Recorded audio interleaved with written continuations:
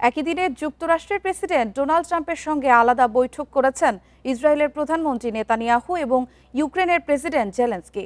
White house জানিয়েছে, এই দুই নেতার সঙ্গে ইতিবাচক ও ফলপ্রসূ বৈঠক করেছে ট্রাম্প।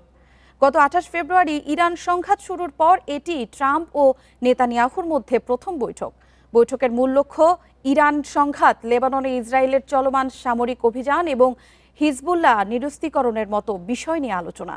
এদিকে একই দিনে হোয়াইট হাউসের ওভাল অফিসে ট্রাম্পের সঙ্গে আলাদা বৈঠকে বসেন ইউক্রেনের প্রেসিডেন্ট জেলেনস্কি।